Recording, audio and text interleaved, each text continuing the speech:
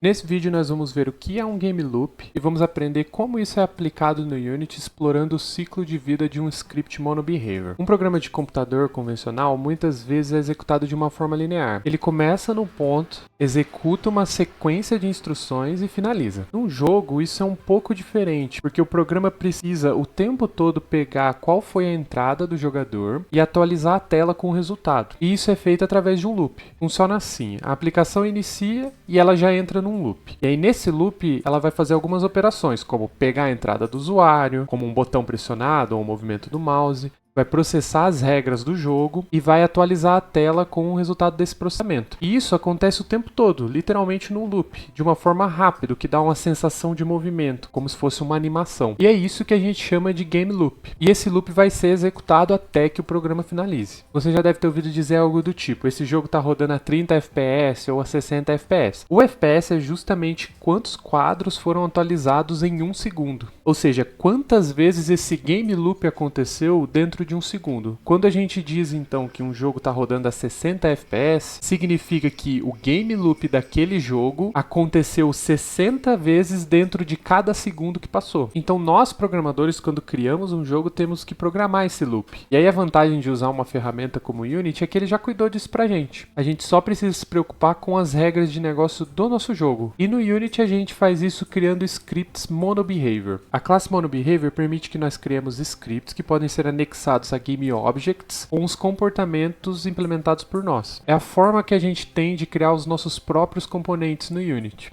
Para exemplificar isso, eu criei aqui um projeto no Unity para que a gente possa visualizar como esse fluxo do monobehavior funciona. Então vamos começar criando um script novo para a gente ver isso. Então eu vou criar um game object vazio. E aqui na aba Project eu vou criar um novo script. Então eu clico com o botão direito, venho Create, Scripting e Monobehavior Script. Eu vou chamar de MyScript. Então eu posso dar um Enter ou dar 2 cliques nesse script e ele vai abrir no VS Code pra gente. E a gente pode ver o seguinte, o script que a gente criou é uma classe e ela estende da classe MonoBehavior, que é a classe base para todos os scripts que a gente for criar no Unity. E ele já vem com 2 métodos aqui no template, que é o método Start e o método Update. Esses métodos que o MonoBehavior fornece pra gente, ele é um evento que permite que a gente execute alguma coisa baseado em algo que está acontecendo no nosso projeto. Por exemplo, o MonoBehavior tem um ciclo de vida que vai passar por cada um desses métodos quando algo acontecer. Então o start, por exemplo, representa o início desse script. Então quando o GameObject que tem esse script na nossa cena for iniciado, ele vai passar por esse método logo antes de entrar no método update. E o método update seria a representação do game loop no Unity. Ele é um método que vai ser executado o tempo todo enquanto nossa cena estiver sendo executada. A gente pode dar uma olhada, inclusive, nessa página aqui do Unity, que ela mostra pra gente o ciclo de vida de um monobehavior. Se a gente descer um pouco aqui para baixo, tem um fluxograma que exemplifica isso. Então aqui ele mostra todos os eventos que um monobehavior pode ter e o momento de execução de cada um dele. Então aqui ele tem o start durante a inicialização, ele tem toda uma parte de física aqui, que a gente não vai entrar em detalhe agora. Tem o método update, que é onde a gente vai atualizar a lógica do nosso jogo. Tem os métodos aqui de renderização, que é quando a nossa cena está sendo apresentada na tela. E tem também alguns eventos quando esse objeto está sendo destruído ou removido de uma cena. Então aqui nesse projeto eu trouxe uma versão simplificada com os principais eventos que a gente usa na maioria dos casos, para a gente conseguir visualizar como esse ciclo funciona. Então cada um desses itens que eu coloquei aqui representa um método lá no nosso script. E a gente pode implementar eles para ver como que fica isso. Então voltando aqui no nosso script, a gente já viu que tem o método start e o método update. Eu vou colocar eles como private aqui. E eu vou fazer o seguinte, para a gente visualizar como isso acontece, eu vou colocar uma mensagem de log para a gente ver lá no editor. No start eu vou colocar debug.log. Eu vou colocar uma mensagem aqui, start, e eu vou colocar aqui que o evento foi chamado. Vou escrever aqui, evento chamado, event called. E eu vou fazer a mesma coisa para o update. Então eu vou colocar aqui, ó, debug.log, e vou colocar aqui update event called. Vamos ver esse comentário aqui também.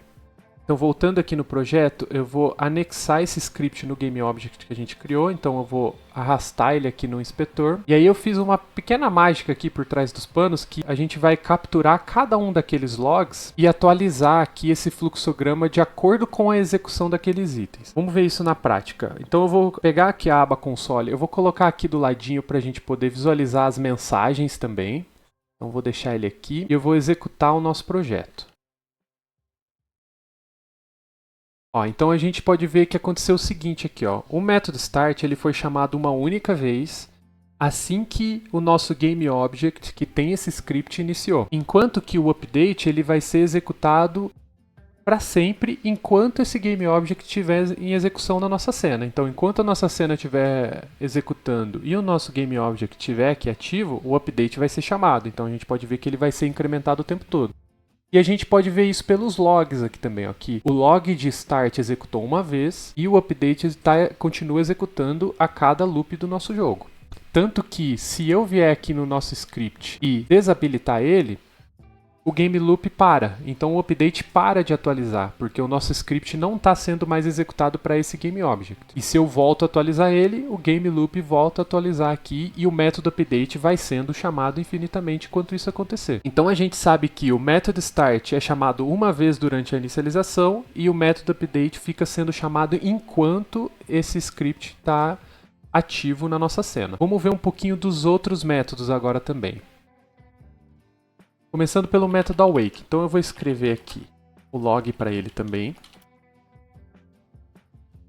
O método awake é bem semelhante ao start. Ele vai ser chamado uma única vez assim que a instância do GameObject que tenha esse script for chamada. E ele é executado antes do start. Então ele é bem útil quando você quiser inicializar algum valor que vai ser utilizado no start em seguida. E aí a gente tem também o método onEnabled, que eu vou colocar aqui, void enable.